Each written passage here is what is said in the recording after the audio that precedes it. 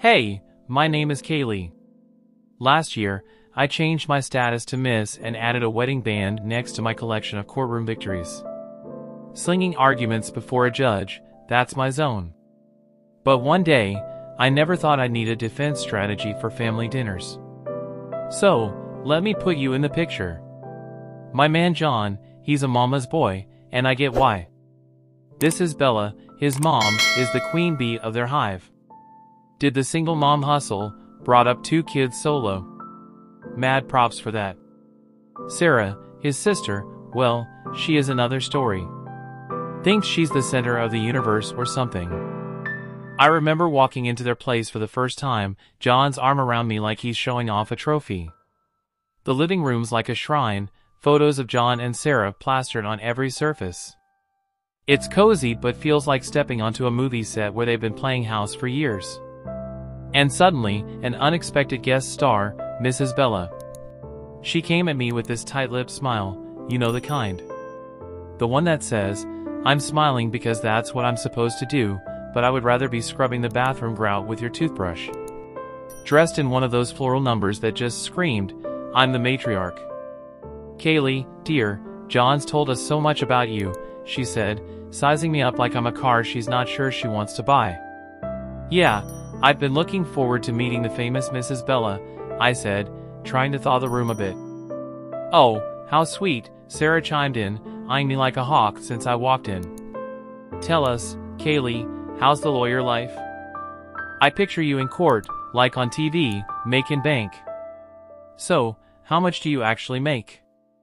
I almost choked on my spit. Who asked that straight out of the gate? I laughed, though, because what else are you going to do, you know? Trade secret and all that, I shot back, not missing a beat. Mrs. Bella picked it up, the baton like it was a relay race. But surely, you can give us a ballpark figure, for family. John shot me that please don't be mad look, but I kept my cool.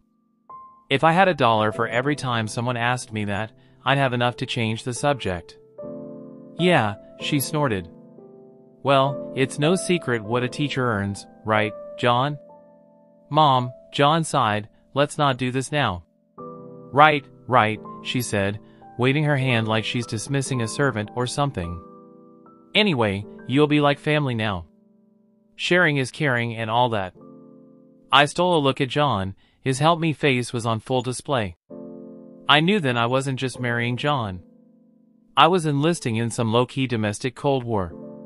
Couple of weeks in, and I'm standing in our kitchen, apron on, pot simmering, trying out Mrs. Bella's famous chili recipe.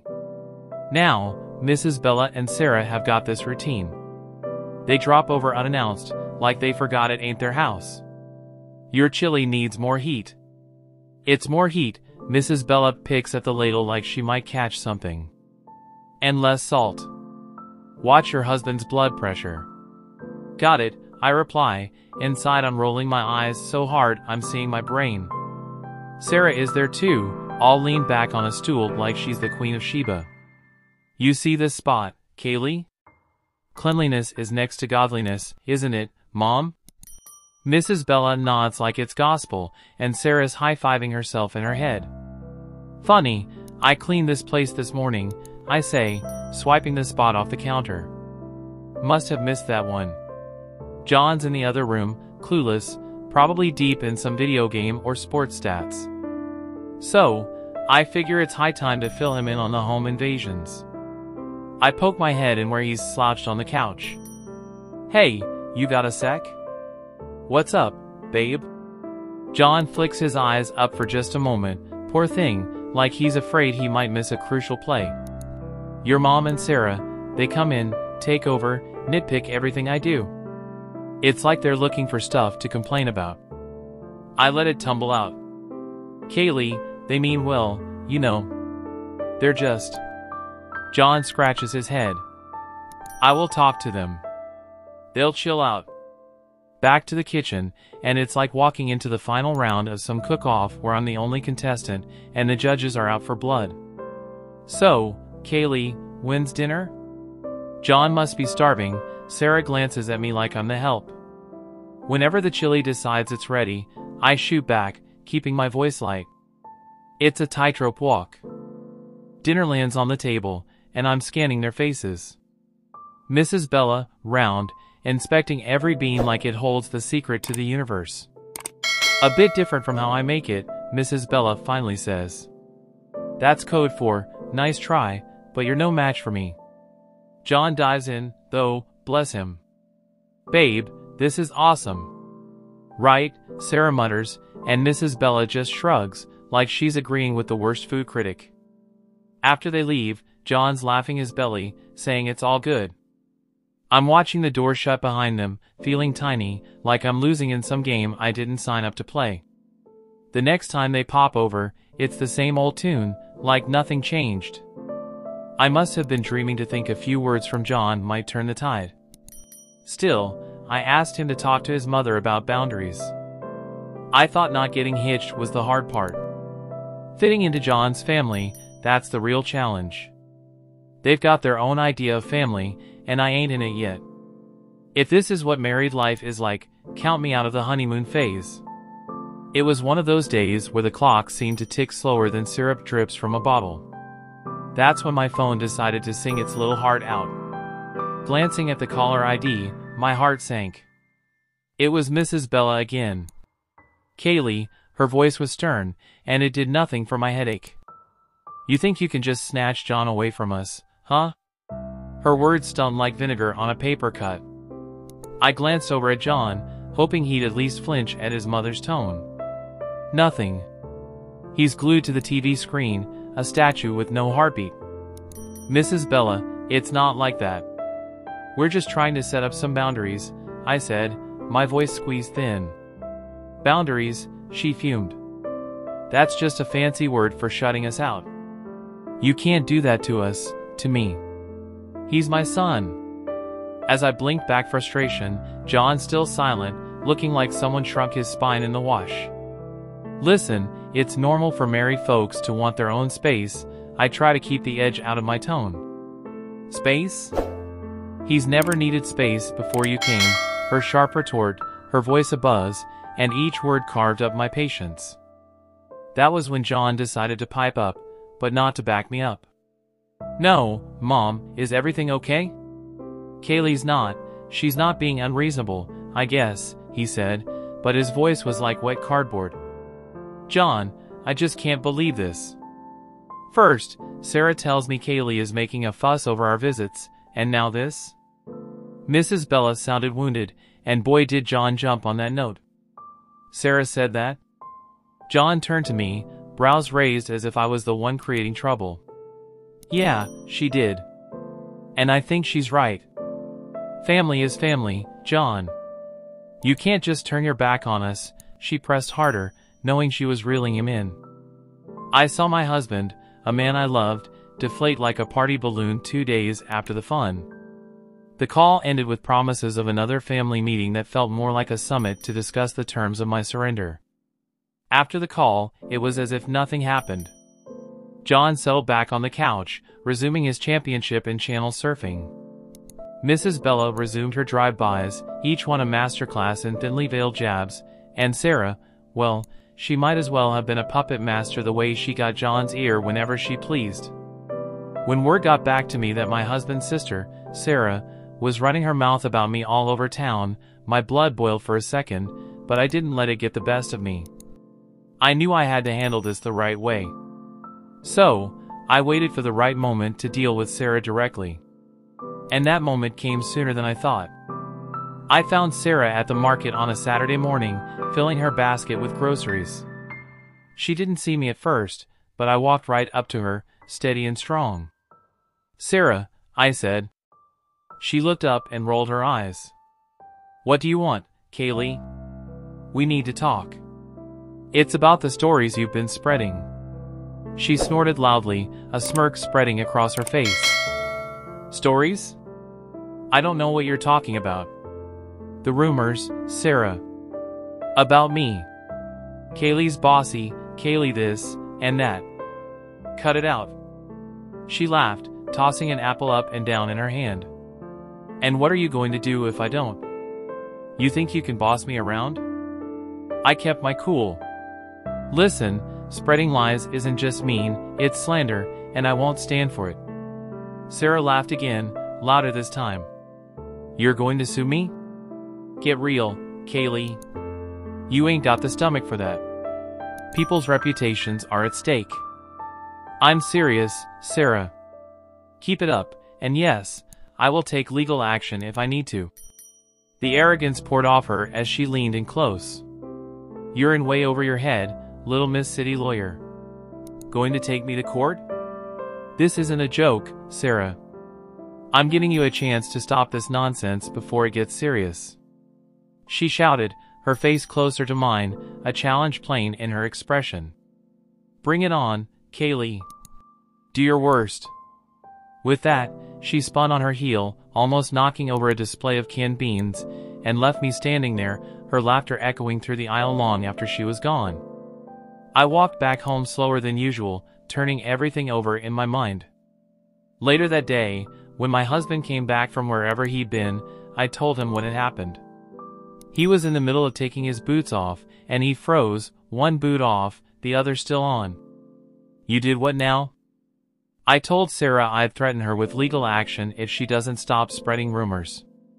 His face went red. You couldn't just let it go? Why'd you have to stir the pot, Kaylee? I straightened up. Because it's not right, and I won't be walked over.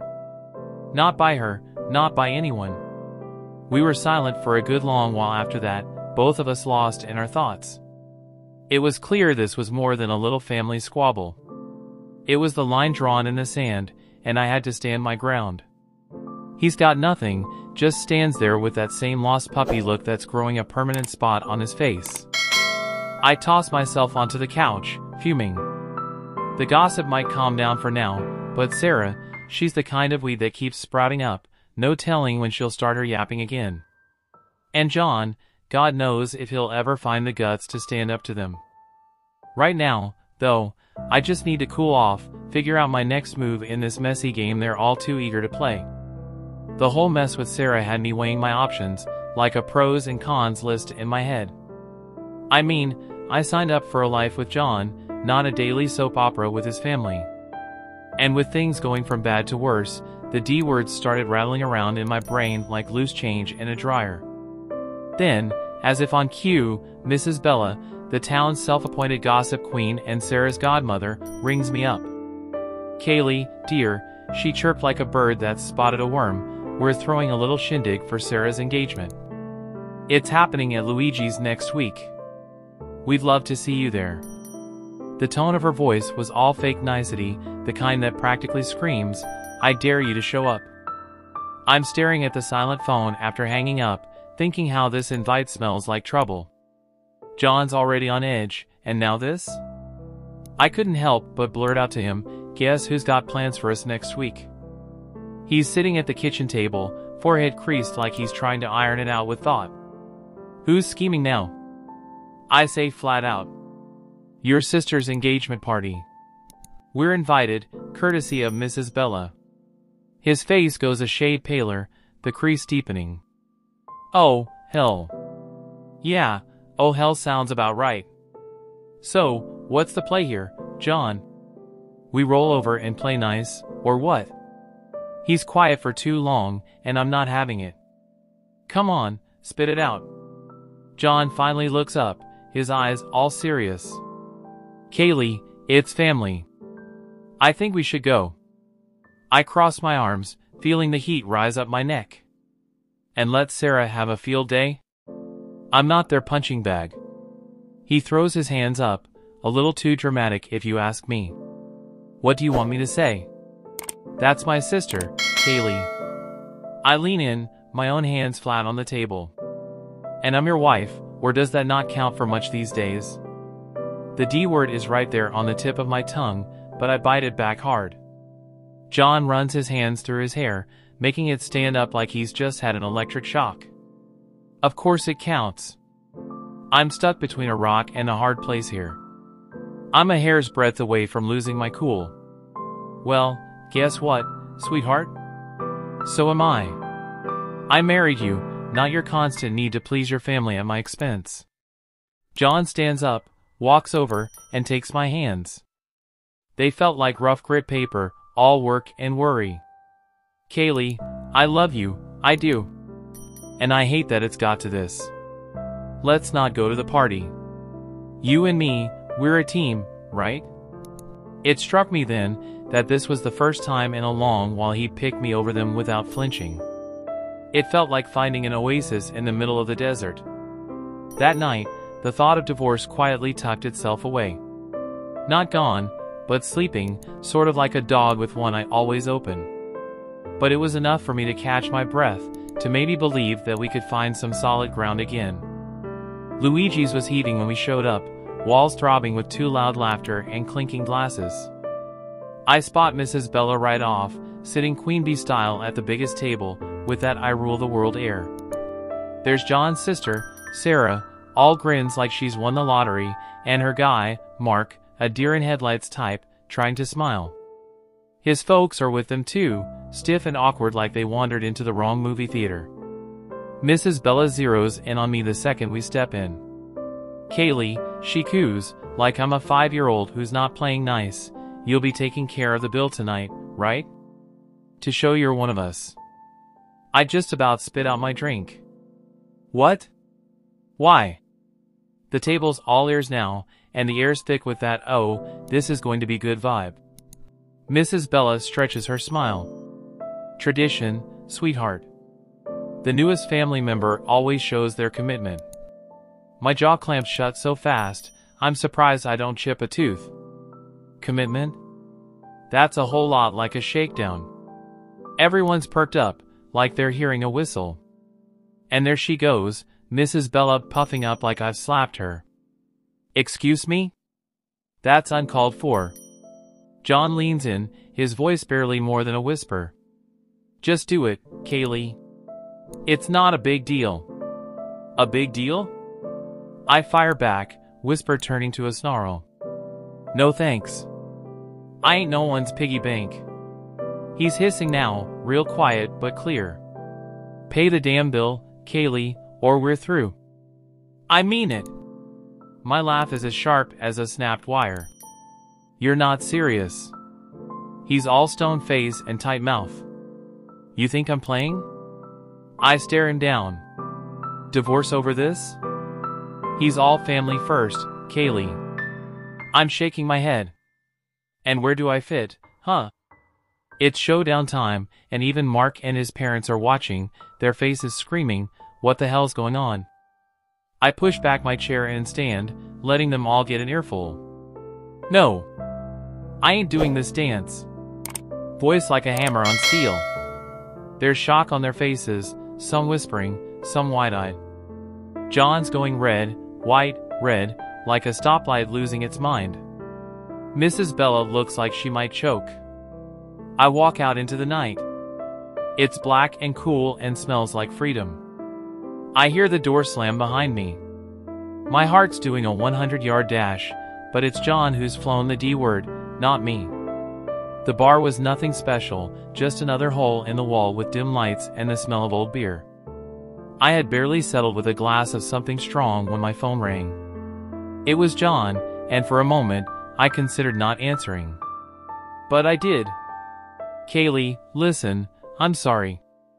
I didn't want to say divorce. John's voice was rushed, apologetic. Before I could even think of a response, Sarah's voice blasted through. You've ruined my engagement dinner, you selfish. The phone must have changed hands so fast, my head spun. I could practically hear the venom in her voice. In the background, I heard Mrs. Bella, loud and clear, why should I pay? He's your son, you pay the bill. I won't have my daughter married into a family that doesn't know how to treat. The chaos from Luigi's was spilling through the phone like a bad sitcom without a laugh track. People were arguing, and it seemed like nobody was keen on picking up the tab. I pushed away from the bar, my anger lending me a clear, calm voice. Sarah, chill out. Your mom's the one making a scene, not me. Hang up, Kaylee, John's faint whisper behind his sister's ranting. No, she needs to, Sarah kept going, but I wasn't about to play this game. I ended the call. The screen showed a string of missed calls and texts that I swiped away. They were probably all about the same thing: guilt, blame, the usual. I looked at the bartender. "Another one, please." He nodded, pouring another shot without a word. Silence settled around me, except for the low murmur from the regulars scattered around. I tried to collect my thoughts. My phone screen lit up again, showing John's name. The guy just didn't know when to quit. I flipped the phone face down, letting it go to voicemail. It was futile to talk when the whole crew was going off the rails back there. A few drinks later, the door to the bar creaked open, and in came a chilly gust of evening air, but I didn't look up. It didn't matter who was coming and going. I thought about what just happened, what it all meant. Here I was, sitting in a bar because my family-in-law decided I was the bank, and instead of understanding, my supposed partner turned it into an ultimatum. I finally picked up my phone and typed out a text: "Jen, we're done. Sarah can think what she wants, and your mom can deal with her own damn bill. I won't be part of this circus anymore." Just as I hit send, the phone rang again. This time, I shut it off. I was tired of the arguing, the demands, and above all, tired of feeling like I was alone in a partnership that was supposed to have my back. When the room finally stopped spinning and my head felt a little clearer, I knew what had to happen next. It was time to start looking forward, even if I had to do it on my own. No more games, no more being the scapegoat for a family that couldn't see past their own drama. I walked out of the bar, leaving the noise and the night behind. The air was getting colder, and the city lights were starting to blur into the coming darkness. The road ahead was uncertain, but for the first time in a long while, it was mine to take. What a mess that last evening was. The whole thing at the restaurant blew up bigger than anyone saw coming. The groom had it up to here with the drama and ditched the engagement right then and there. Sarah's face when he dropped that bomb, I can't even. No one saw it coming, least of all her. Then the mother-in-law went off the deep end. She was screaming like some banshee, causing such a scene that the groom's folks were ready to dial 911. Disrespect, she was yelling. No consideration. It was chaos, the kind of thing you see on those trashy daytime shows where chairs start flying. Meanwhile, I was done.